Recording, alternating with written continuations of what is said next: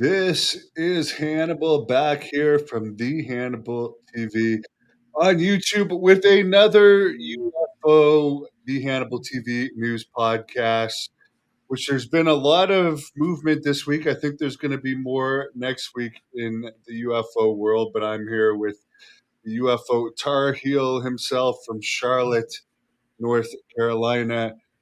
Casey, what's been going on this week? Yeah, quite a bit.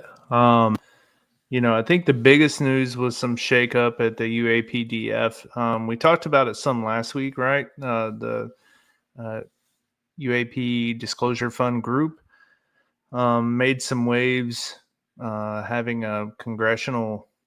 We can call it congressional. It wasn't all of Congress or all of one specific group, but it was, Burchett and Luna and Burleson and some of those folks that they had done pretty much a presentation to. And, you know, they had some shakeup after that, right? I mean, this is likened to, an NFL football team, or just take your favorite sport. But the previous week, they really struggled. They have some major hiccups, and they shouldn't be having major hiccups. They're a really good team. They should be scoring a lot and winning a lot. And here's their big moment. They're in prime time. They're going to be on Sunday Night Football or Monday Night Football, and they just drop the ball. And then 2 or 3 days later, the coach is out, right?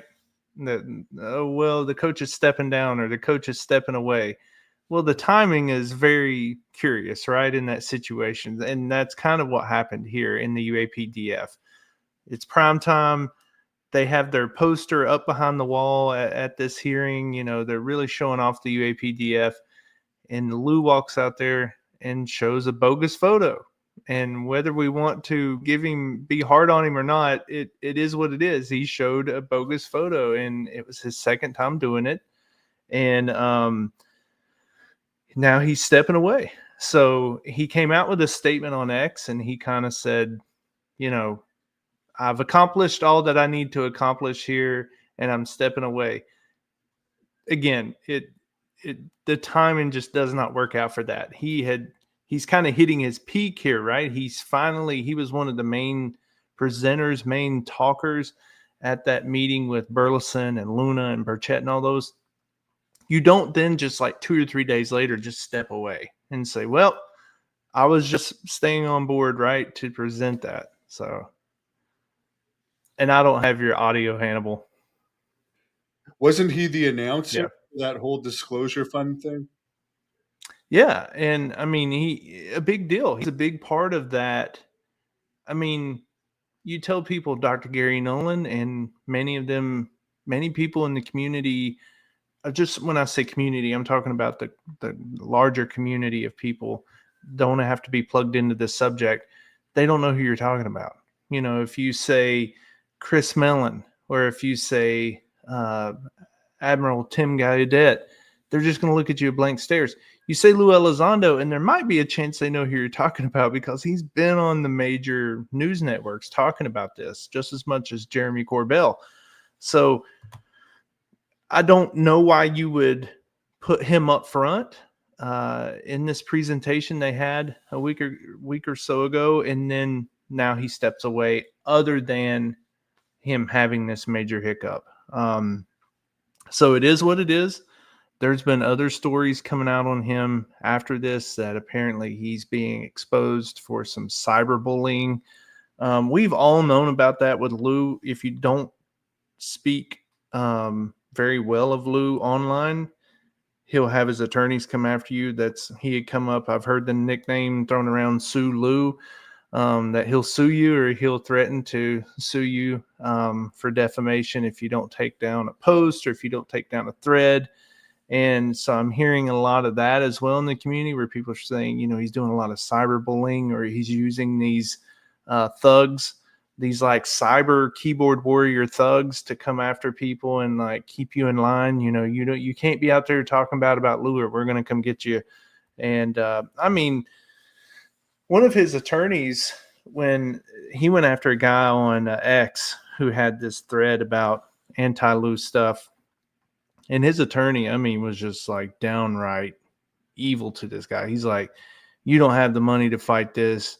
You're a low level character. I mean, just like vicious stuff. And this is what they're talking about. So there's some more coming out on Lou that just doesn't look good. I don't know. Maybe it's a good time for him to step away from it and move it on to somebody else, because he's become, you know, you and I have talked about this, right? Him and Greer have been fighting for this polarizing, who is the most polarizing person in the UFO community. And it's like Greer and Elizondo are just like fighting tooth and nail for that position. So I don't know, maybe, you know, Greer will never step away. He's never going to take a step back, but maybe Lou can be the bigger person here and go, you know what, maybe it's just time for me to step back.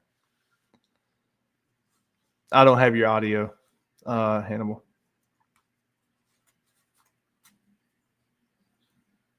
No, I don't have it.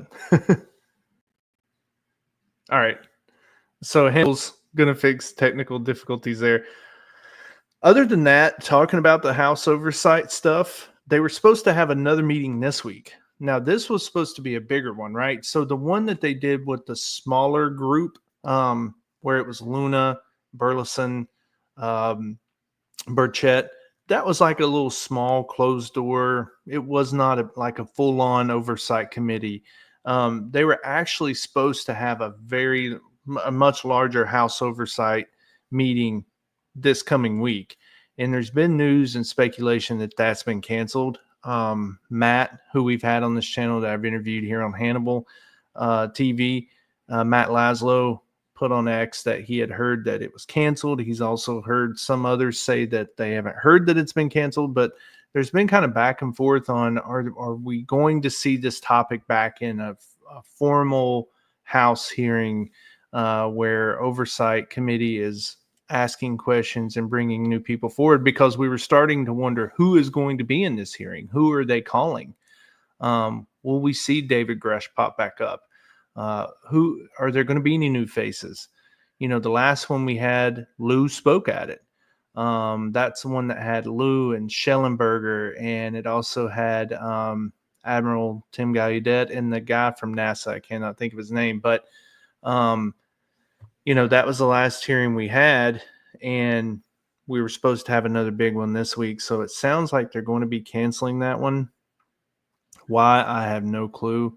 Why do they keep pushing it back? I think that people are really pressing hard and asking questions of Anna Paulina Luna, trying to figure out why is she pushing, or why is things getting pushed back? Why is there such a delay on information? I mean, you're able to tackle, and when I say tackle, I'm being very gracious, JFK and the Epstein files.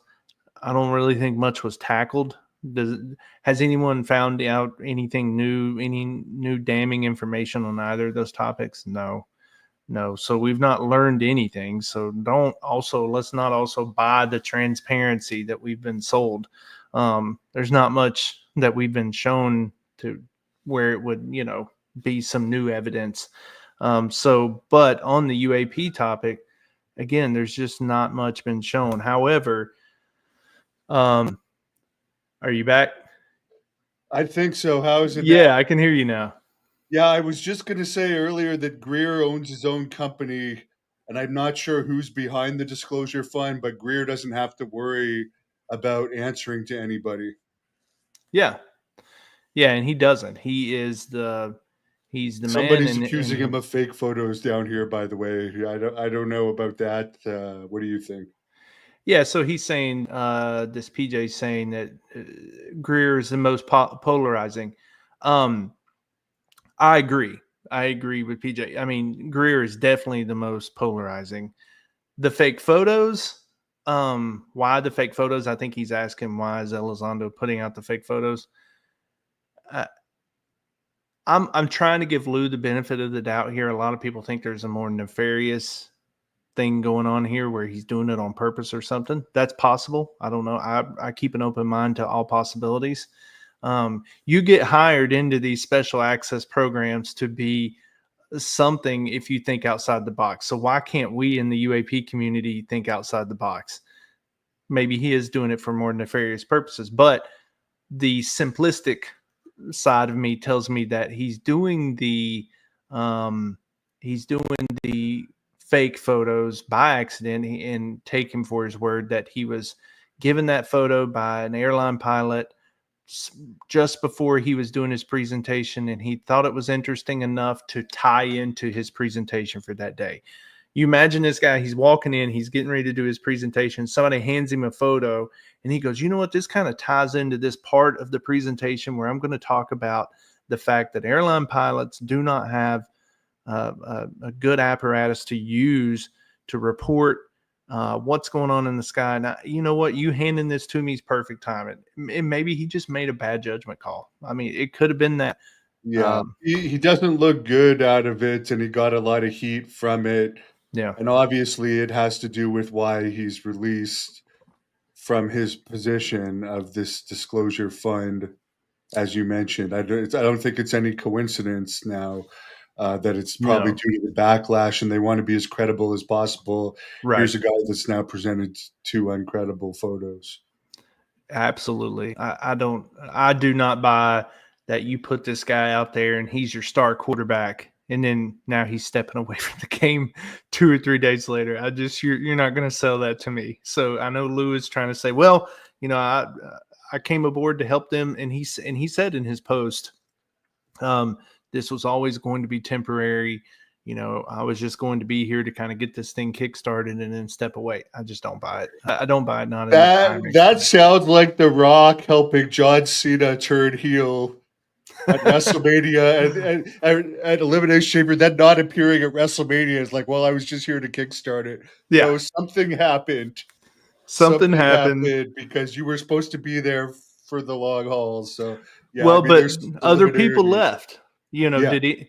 Other people left, so that's why it's got something else too. It wasn't just Lou that left; it was Dr. Gary Nolan. He left as well, and leaving with them was Matt Ford. If some people here probably watched the Good Trouble show with Matt Ford on YouTube, Matt Ford stepped away as well, and Matt Ford, I'm pretty sure, big buds with Lou. In fact, I know he is. They picture yeah, themselves they're together. on each other's podcast all the time.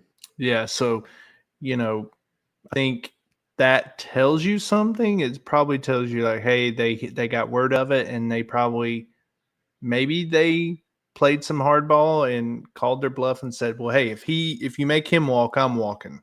And then they're probably like, well, yeah, you can walk too. That's fine. And then they're probably like, oh shit, okay, well, I guess I got to walk now.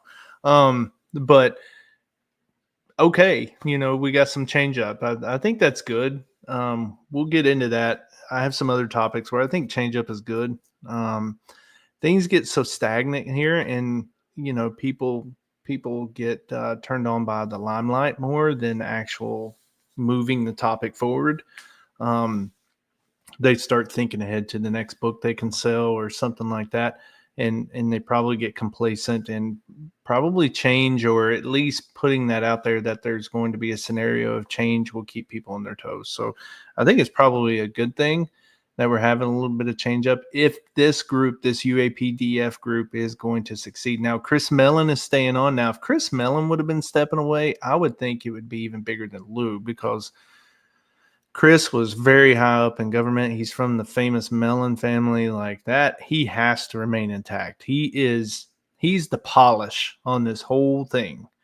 I mean, he's Yeah, I think it's in Lou's book. He got his like classification credentials in a matter of weeks to be read into the UAP program, and this is something that normally takes years. That's how yeah, high up Chris Nellen was. yeah. So I mean, Lou is more, I guess you could just say, just like a high level foot soldier or something. He I don't mean this in a derogatory way, but a mouthpiece there for a while, right? Because when 2017 happened and the Tic Tac story came out, he was the mouthpiece, right? I mean, he was on CNN, Fox News, I mean, MSNBC. He's on all these talking about it and presenting the Tic Tac and presenting the Go Fast video. So, but I mean, that's foot soldier work. Chris Mellon is like more strategic in his appearances. I mean, he's done a lot. I'm not saying he's been more of an enigma. He's definitely been out there talking, but just not as much as Lou. He doesn't do as many podcasts. I know he did Joe once, and he's probably done a couple other ones, but he's not hopping on every podcast like Lou or someone else. So, Yeah, and Joe sadly took it at first. For someone like me, they took him on so many other topics, like yeah, his grizzly bear encounter and stuff. And it's like, man, we want to know what he knows about the UAP topic. yeah, But we for want to his know the goods. disclosure fund briefing, I noticed he kept it mostly to the drone situation and the dangers of having these in the sky. He didn't go too far out there like Eric Davis there talking about races of extraterrestrials like we talked about last week. Yeah, yeah, and that's why when you listen to Chris Mellon talk, he is he knows his audience and he's dealt with Capitol Hill before, so you can tell he knows how to navigate the minefield a little better. So they have to keep him intact. I think that will be the end of UAPDF if we hear Chris Mellon, someone like that, stepping away, because that then it's just over. Then who's left? I mean, there's no one really left. I mean, there's some names that some of us have heard of, and we go, okay, yeah, I've heard of that guy before, but like it doesn't really matter. They don't ring any bells, and um, so he's got to stay in there. He's got to stay intact from his background. So, Yeah. yeah, really And for interesting anyone stuff. that hasn't seen Chris Mellon's presentation, UFO Disclosure Fund, actually let me post it on the Hannibal TV. So just search up Chris Mellon, the Hannibal TV, and his whole presentation will go. I mean, it's flat, but it's facts. As you said, he kept to the facts. Yeah.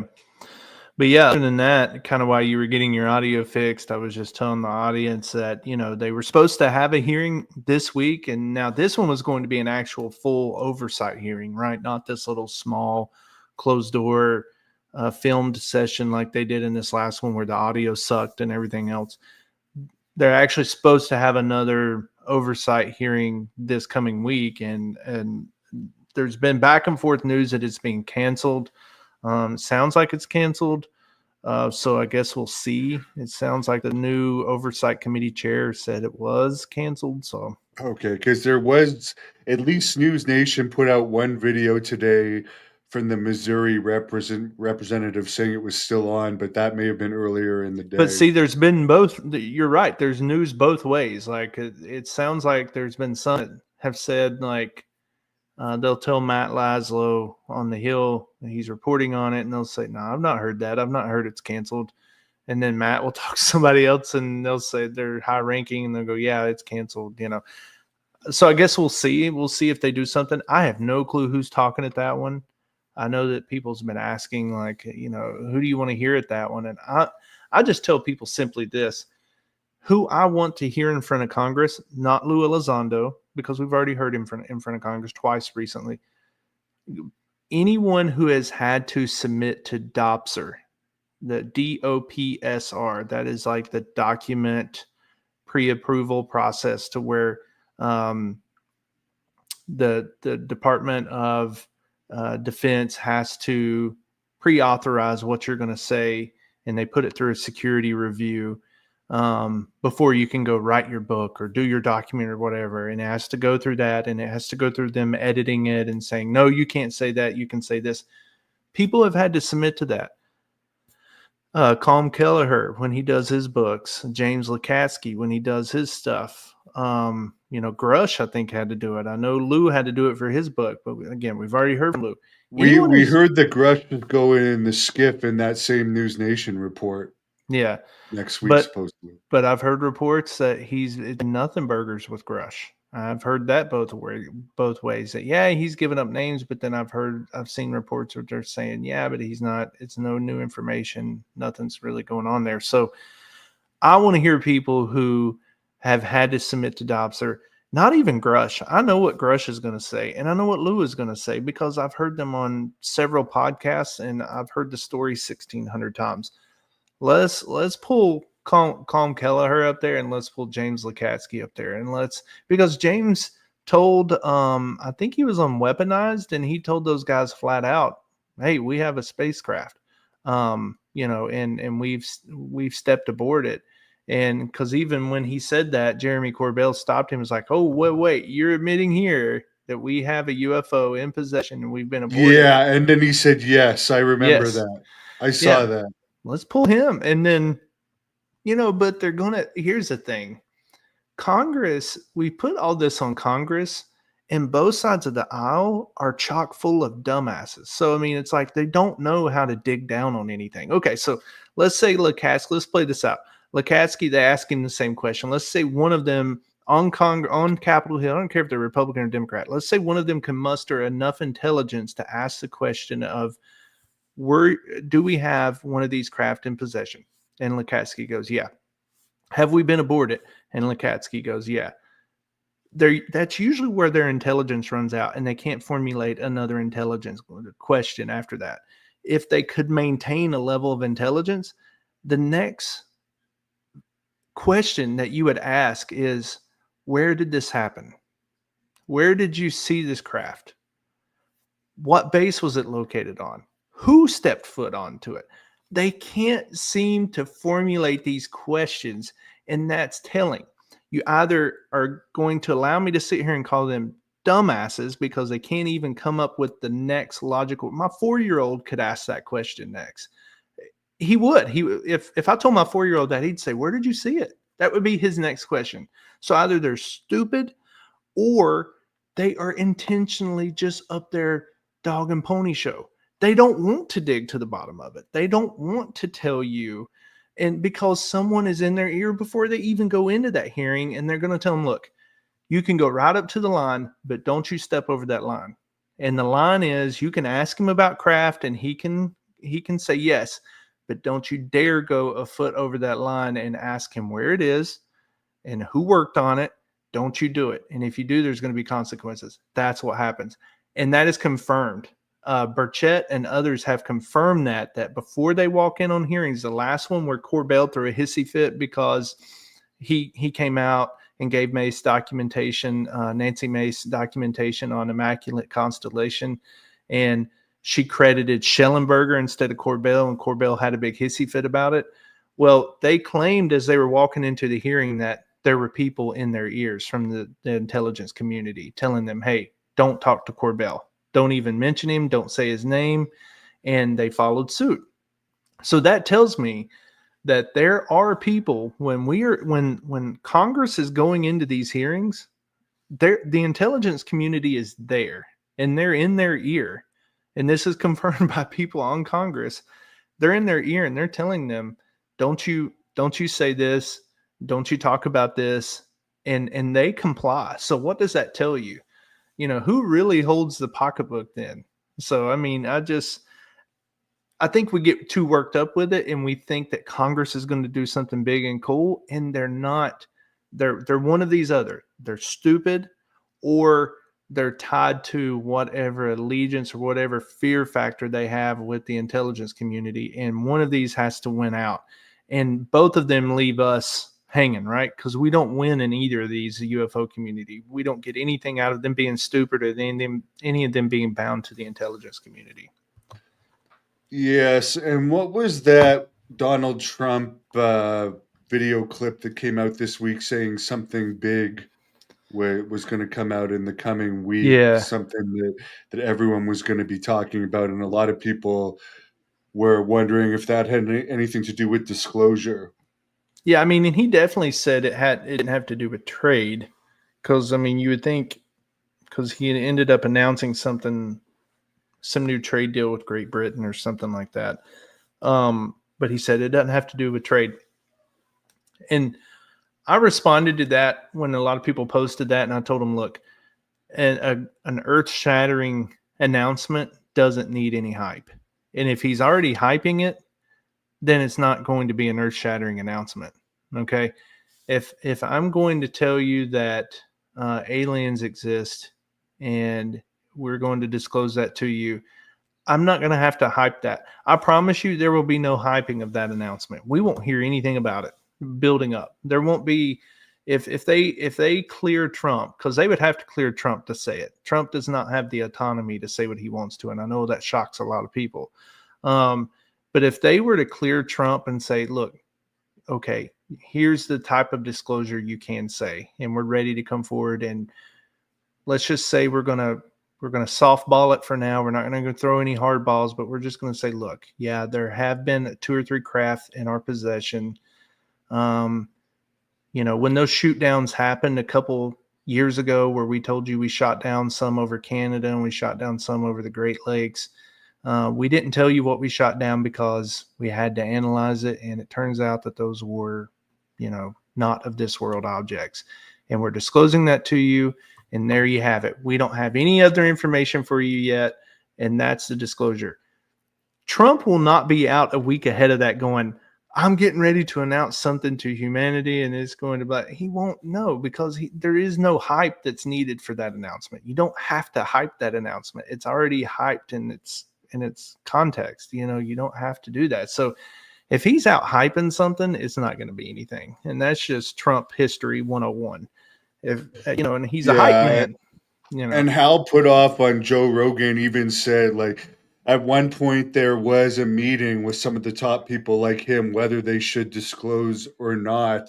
Mm-hmm. And it came out of that meeting that it was better to not disclose at the time. But that just goes to show you that it's not the president, as you mentioned, that can just go out and say it. There has No. to be, these advisors all have to agree that it's for the benefit of the US citizens. And I guess the world citizens, since no one else is going to disclose it, to disclose it. Yeah. Hal tells that story a lot now. I've noticed that's in his echo chamber. So now, and we talked about this last time, right? Remember we talked about Lou and him being very repetitive on the podcast he's on. And now I'm picking up on that with Hal because Hal was at the Soul Foundation talking about that like a year or two ago. And a lot of people thought this was new news because he did Joe Rogan and he told the same story about them being part of an exercise in the early 2000s where this high up official put them all in a room and all of the government's brain trust in a room and said, we're going to put into categories all the different things that would be impacted if we announce that aliens are real. Okay.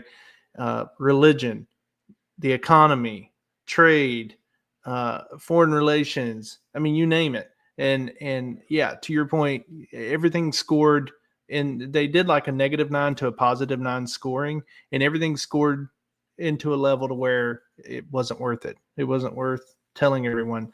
And he tells that story on Joe Rogan, but he told that story like 2 years ago at the Soul Foundation. And the audio was kind of bad. He's sitting there with a mic and you have to really pay attention to what he's saying, but he tells the exact same story. So that's kind of part of the Hal put off echo chamber right now. He puts that story out a lot and talks about that. It's very interesting though. I did finish watching it since the last time, where I'd only maybe seen the first hour, and it's about 3 hours. And when he's talking about the UFO base that's supposedly in Australia, Mm-hmm. that is from supposedly from a very credible remote viewer that information is coming from. And he also said later in the podcast that he believes that not only are we being visited, but he believes that they have stations here. What these stations are for, he's not sure of, but he believes one of them is in Australia and there's other throughout the world. He's claiming he doesn't know their intentions, but he Mm-hmm. did go on the record saying that, yes, he believes we're being visited by something that we don't know about, and they have stations throughout the world. Yeah. If folks want to hear about that more, go watch Ross Coulthart's most recent. It's not Need to Know. What is it? Oh, it's called Reality Check. Ross does Reality Check on News Nation. Watch his most recent one. He has on like his producer or something. It's a lady that kind of reads. It's a Q&A. It's a reality check Q&A where he only covers topics that are part of a Q&A. And someone asked him the question about Australia, and one question I'm really happy they asked, but we'll get in that in a second. But the other one they asked was talking about a couple specific areas of Australia. I cannot think of the name of that mount. I think it is to the west of Alice Springs in Australia. And that's that mount that people go to and they think there's a base, and there's a lot of remote viewers that go there. It's like a remote viewing hotbed because they always see Is it something. Mount Zeal? Mount Zeal. Yeah. But there is a base to the east of Mount Zeal out near Alice Springs that um, they have some technology that they've been using for a long time. And Ross goes into it. That's why I say watch the most recent reality check. Ross goes into what they were doing at that base. Apparently, it was something to be able to detect ballistic missile technologies and stuff like that. And it's an American based tech that they have out there in Australia. Um, but the second part of the question that they asked Ross in that one is something I've asked Ross about 1,000 times. And I'm like, Ross, you're a cool dude. Why are you over here bothering us in America about this? Why don't you bother your country about this? Like, this is my biggest argument with like people, even Chris Sharp with Liberation Times, and he's in the UK. I'm like, why are you not bothering Parliament? Like, why is everybody so hung up on? You see how we're chocked full of idiots on Capitol Hill. Our Capitol Hill is probably 90% idiots, and they expect something magnificent from these people. And I'm like, guys, these people can barely put 2 feet in front of each other, and you're expecting them to dig deep on UAP. It's like, what are y'all doing? And so you have Ross flying over here, like bothering our people, and you have Chris Sharp following her.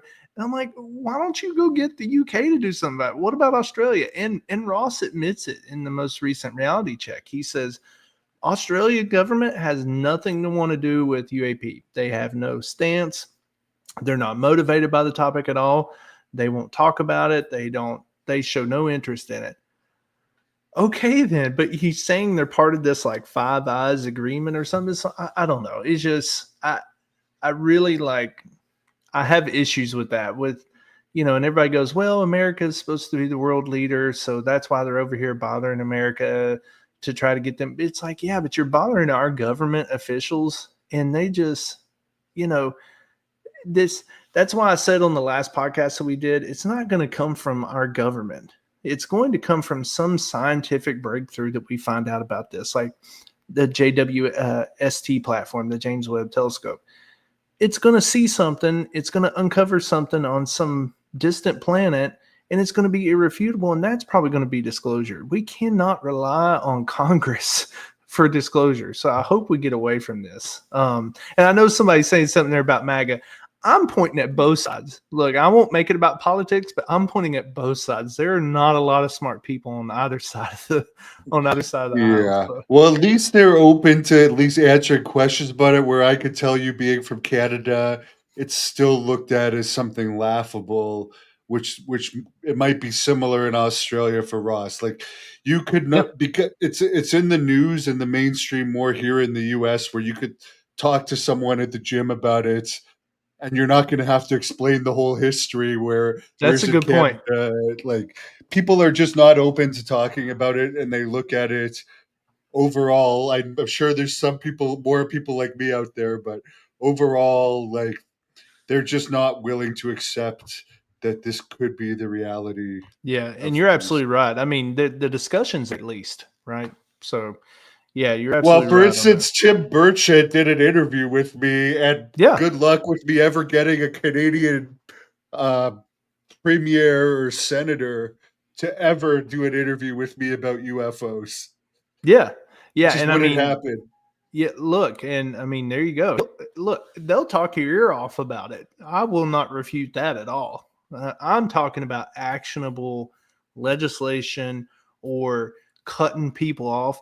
Imagine if one of these people in Congress grew a set big enough to go, you know what? I am the chair over this appropriations committee, and we're cutting you off.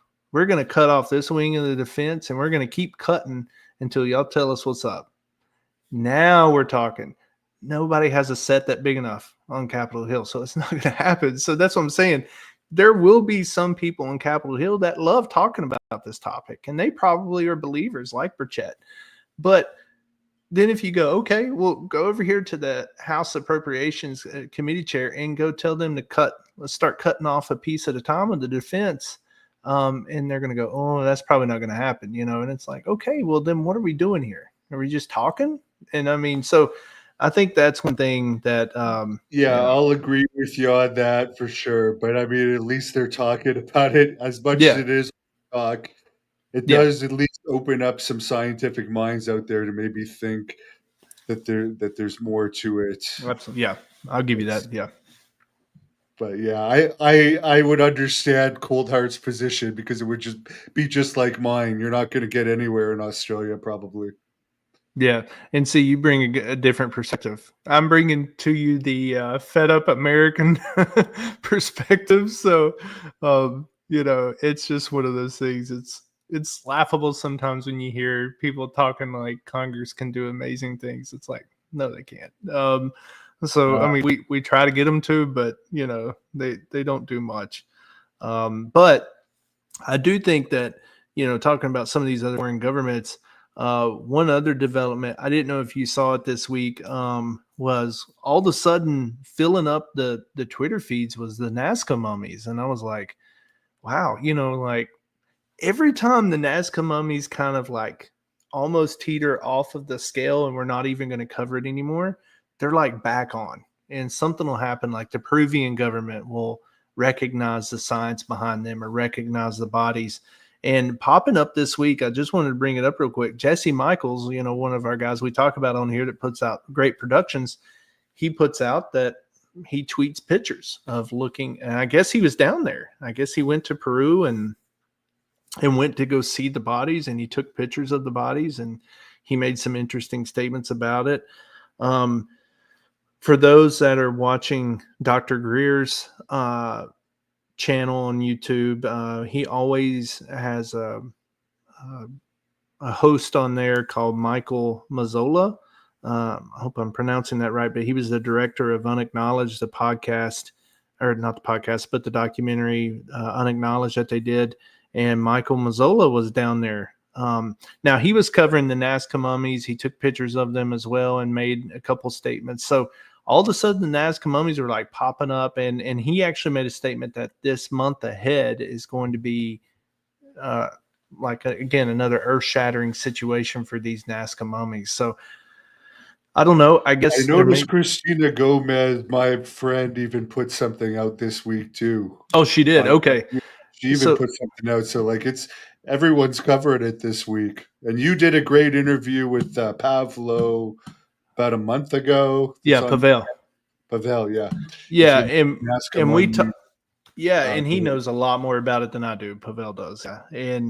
But it's one of those things where I try to grasp on because I want to remain open minded, and then it starts leaking away. And again, it's no fault of the story itself. It's just there's so much going on over here in some of the other areas.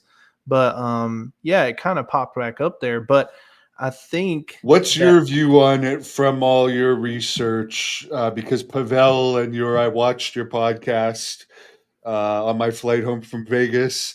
That time that I didn't get to catch it live, but that there was like fake mummies put out that weren't the actual real Nazca mummies, yes. and there are real Nazca mummies that are more mysterious that exist out there. Is what seems to be the truth. And what you just explained is UFOs, right? I mean, UFOs are some that aren't real, and there's some that we believe that are.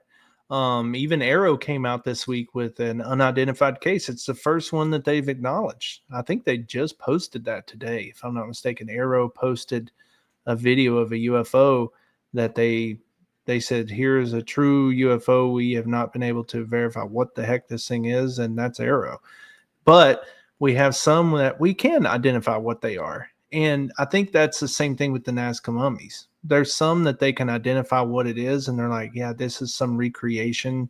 And I think that's what's muddying the waters. Apparently, there is some type of, I don't know what they were doing and why they were doing it, but there was some type of people in Peru that would recreate what looks to be,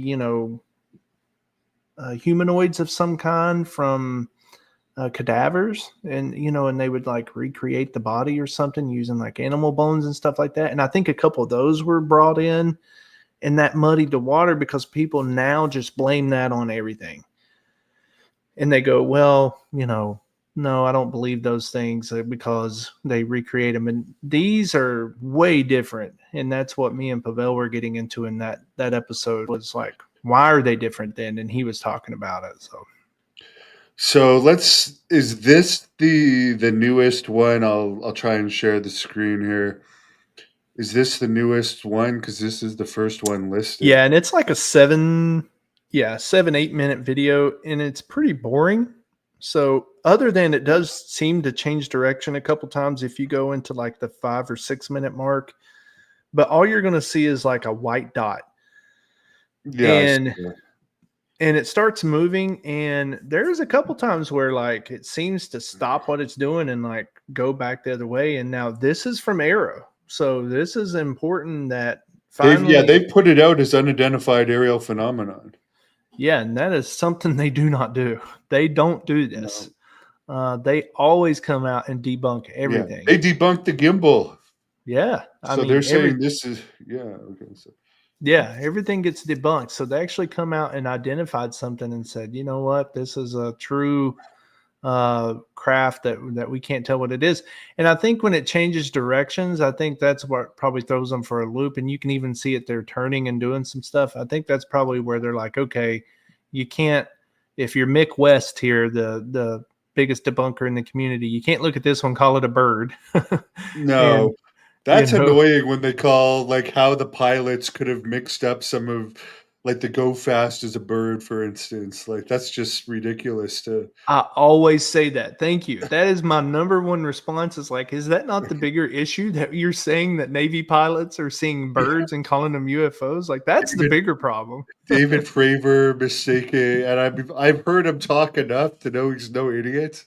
Oh, I know. I mean, Uh, what Fravor probably saw was an airplane. It's like, that's a slap in the face, man. This guy had eyes on this thing, and you're trying to tell him that he just mistakenly saw it. I mean, it's really a slap in the face to Fravor. But yeah, this thing finally got acknowledged, and and let's see here.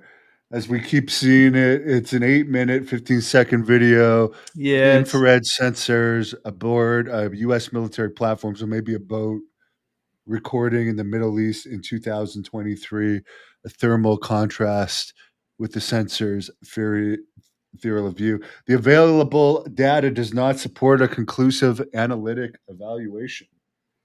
yeah, and at some point in it, I don't know, maybe we went past it, but at some point in it, it does an abrupt change of direction, and it loops back to the left.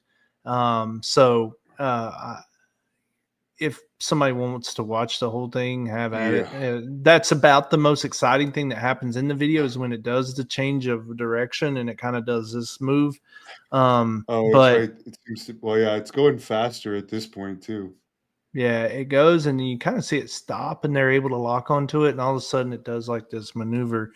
So yeah, so that's important. But going back to 1 second with the Peru They've thing cut now. out the audio for this too, eh? That's to Yeah. use my Canadian accent. Well, and you Uh, see the black rectangles everywhere. They're not yeah, giving you any of the radar data either. Like what yeah, we saw in the Tic Tac, where it would give you the knots and the wind speed and the directionality and things like that. You don't get anything. They've redacted everything from the radar. yeah, including the audio, so we're not getting the uh-oh. Yeah. Yeah, because Yeah. it's interesting to hear it'd be interesting to hear their Navy ship people's reaction, because I would be a little concerned if I was on the ship. What is this thing? Is this thing a threat? Yeah. Is it Is this coming going to at blow up us? our ship? Yeah. And I mean, as far as UFOs this week, like actual UFOs, like that got released, and then this spherical UFO. I don't know if you've seen pictures of that one. Have you seen that one from Colombia? I'll take a look at it. Someone's bringing it up here. Oh yeah, Lisa McAllister brought it up. There you go. Yeah, it's in Buga, Colombia. They and Jaime Maussan is there on this too. So that's where I think Michael Mazzola was down there doing the story. He happened to bump into the Nazca stuff because he was hanging out with Jaime Maussan. But um, there was a situation where there's video of this spherical UFO. It hits like this high voltage power line and comes down. And so I have a couple questions about it because it happened back in March, they say. And the only thing that I know that's been done to it is they've taken X-rays of it and they found that it has a very technologically advanced structure to it. I've not seen that. All I've heard is just the words of that as someone saying that it was X-ray scanned. So that one it's got some weird calligraphy on the outside of it. That'll be interesting to see what that is. I don't know why we just don't cut into it. I know Bob Lazar talks about trying to cut into things out at S4 and it would kill people. So I don't know. Maybe he's freaked them out to cut into it. But, I'm sure that could be. That's why this is my biggest question is now May 9th. This happened on, I think, like March 2nd or something when it came down. So they've had it for over 2 months. I mean, metal ball falls in your backyard, and let's just put any of us in that scenario. A metal ball this big falls down your backyard, and it's got weird writings on it and stuff. What would you do with it next? Who would you give it to? And this is Columbia. This isn't, Charlotte, Atlanta, New York. I mean, who do you go to out there? So somehow it's ended up in the hands of some of the typical people that we see down there in South America trying to handle the. Yeah, and I can't see the video, but this is the spear, Columbia Yeah. 2025. So it's a silver spear, obviously round and in shape, Yeah, looking there's some ball. video of them going through the woods, and they're showing it on the floor, the bed, the floor of the forest there. It's laying, and so it seems like they documented a lot of it, not only in flight, they document them getting it. And then now we're starting to see a lot of pictures of the writing on the outside of it. And there's all this speculation online. It's like, well, the writing is so imperfect, and it's just like, well, if it is alien, who said aliens had good writing? It's like, maybe that's how they write. I don't know. Maybe that's how. It's so funny when people talk like so definitive of aliens. Like if that was an alien sphere, the writing on the outside of it would be just being crisp, and it's like, no, I mean, how do you know that? I mean, you don't know one way or the other. So, you know, it's one of those things where they have it in their possession, and And I think guess I we'll have to see what found comes of it. the from Time Compass here Yeah, the there it thing is. they're So finding. there it's come down. There you can see the writings on it. And it's got some weird grooves and stuff in it. There they are doing the scans, I'm assuming. I didn't know if that was a reenactment, that part right there. But I mean, it appears to all be a real video. I mean, I don't really see any like AI qualities in it. And I see a lot of AI on like TikTok and everything else. Yeah. But them filming it and then showing them going into the woods to get it, and it's all kind of there together. I mean, that's what makes it very believable. There they go to I'm get it. shocked that they touch it with their bare hands. I kind of wondered that too. I'm like, you have to wonder if they stopped and thought about like, should we even pick this thing up? And maybe they don't right away. I don't know. I don't actually watch them grab it. Right. But this is going to be, it'll be interesting to see what comes of this thing, but just, I Huh. mean, you can use a device. You don't have to hand cut it. I mean, I'm sure we have, see, they're rubbing it and everything. I mean, just Yeah. This is try to right cut out of a into it. movie. I mean, this is Oh, definitely okay. Hold up. He's got a torch to it. So that guy had a blowtorch to it. 99 pounds. Or wait, 9.9. I thought it said 99. It looked like it said there's 9.9. definitely writing on it. That's weird. So maybe they Or it's did a try to very cut it. clever prank. See, there was a mark. There was almost like a cut mark on the top of it right there. I don't know. Maybe they have been messing with it, but I don't know. I mean, I guess we'll have to see with that one. But that was one of the reasons they were down there. So that was making big story this week. You had the UAPDF stuff, you had the House oversight stuff, you had the spherical UFO stuff, the Nazca mummies. all of a sudden got famous again. And then the last thing I'll talk about, I sent you some of the guy's stuff. If people want a change of pace, and I'll just preface it with this: if you ever want a change of pace, do it in this UFO community. What do I mean? We hear the same content creators, right? It's the same people out there like Ross or Jeremy and George and all of them, and they're saying the same kind of stories, right? Everything follows the same kind of subject matter and analysis and outcome. If you want to change it up every now and then, find somebody who is covering the space, but they have completely different opinions. It's okay. You don't have to believe them. You don't have to support them, but just go and listen to them. And I got to tell you, it's therapeutic when you're getting burnt out on some of this stuff. I found this guy and I actually sent it to Hannibal this week. He did the Danny Jones podcast. So some of you may have seen him already, but his name's Brent and he's with Museum of Tarot. He has 608,000 followers on TikTok. So he's not a nobody. But man, he does not hold back. Now, I'm not going to say I agree with him on everything. Let me give you, for instance, Nazca mummies. He just dismissed. He does a very, in my opinion, he does a very lazy analysis of the Nazca mummies. He seems like more to grab onto the headlines of what's been released about some of the ones that were fake, and he's just like conflating it to the entire story. So I don't agree with him on the Nazca mummies, but there's some stuff where I'm like, yeah, I'm with him on that one. And so he goes on Danny Jones, and if people haven't watched that one, there's some really that shook up a lot of people up this week because one of our people we like to talk about, right, Greer, he throws some crazy stuff out there about Dr. Greer, some findings and research that I had never heard before, such as he found out that Greer was married in Haifa, Israel, and they actually showed the newspaper clipping. Was he or was he not with Linda Moulton Howe at one point? For Who Greer. knows? Was Greer ever boyfriend of Linda Moulton Howe? Because that's a big rumor out there. I don't know. This one, it wasn't Linda, but it was just him being married to. She doesn't like talking about him now either, apparently. Oh, really?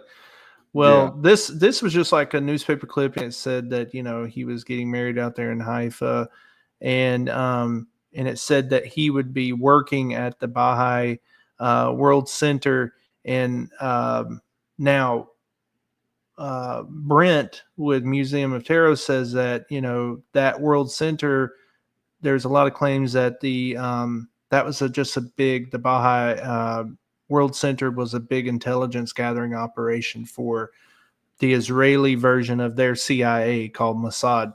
And so he's like, and Greer was working there. And so they kind of have a long silence, him and Danny, and they're like, wow, really? That's weird. He seems to now, how you and I talked 2 or 3 podcasts ago about these people. How does Greer get away about talking smack about Raytheon and all these other places, and he doesn't get sued for defamation?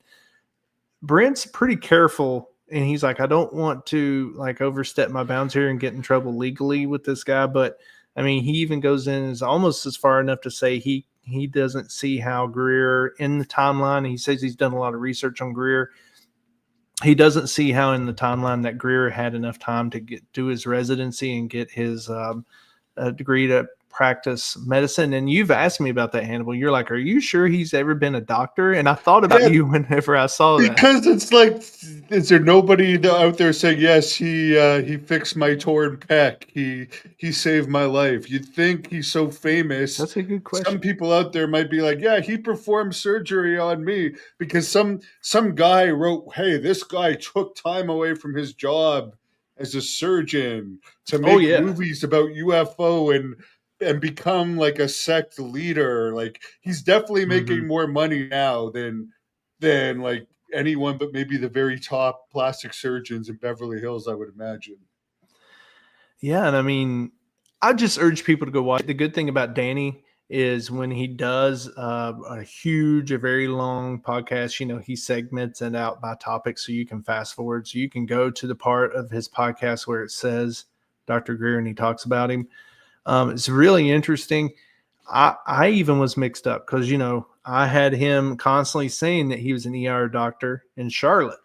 But from what Brent finds, he was actually in Asheville, and he was actually doing some medical work in Asheville, and he called himself MD in a newspaper clipping You that they should found. go to the hospital where he said that he worked and do some investigating. He's not said. That's the thing. I mean, we have a bunch now. Now maybe back in the early 90s we didn't have a bunch of hospitals in Charlotte. Like now it's Atrium and there's all these different ones down in Novant, you name it.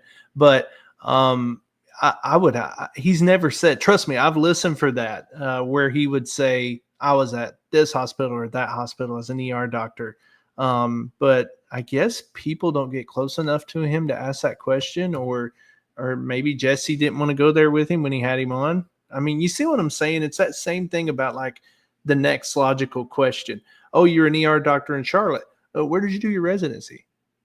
So you're an ER doctor. What was the most traumatic case you had to deal with? Yeah, yeah. No To one me, really, that's the first question that comes to my head. Let's talk no one about does that. that. Nobody Yeah, does that. It drives me crazy. I'm just like, and I am the lowest of the low when it comes to intelligence. I promise you. And that's not me like self disparaging myself here. I'm telling you, I am not the sharpest tool in the shed. But when somebody tells me they're an ER doctor, that's just the next place my mind goes to. Oh my gosh, how long did you do that? Like, was it gruesome? Did you have to do? Like I'm going to get into details with them. No one ever asked a goddamn question about like what he dealt with. Like to your point, did you repair someone's leg, or what's the quickest that you had to save someone's life? Did you ever save someone's life? yeah. You Well, know, these I are mean, the hit questions, as my friend would say. That I mhm. ask like the hit questions, but sometimes it's like the simplest questions that really get you the best answers. Absolutely. And man, he goes in on a dive on Greer, and he does two more that I'll just bring up that were extremely interesting. And I will say I completely agree with him on Bledsoe. He brings up Bledsoe. Everything that I question about Bledsoe, he seems to bring it up. What I'm talking about is he throws out the possibility to Danny, and Danny's had Chris Bledsoe on. He throws out the possibility that his CIA buddies, who he has been pictured before with CIA hats on and stuff and palling around with the CIA, Chris Bledsoe, um, he brings it up as a possibility that they may be helping him stage these things, and he brings up, I did not even know this, some kind of laser that they have such advanced laser systems in our military. It's insane. And they show a video of one, and it's confirmed. It's like our military talking about it. It is a laser that you can shoot and it will transmit an audio message as well. So you can imagine I shoot this laser out 1,000 feet where it lands, say it lands on me or it lands on a wall beside me, and it will play an audio message transmitted in that laser.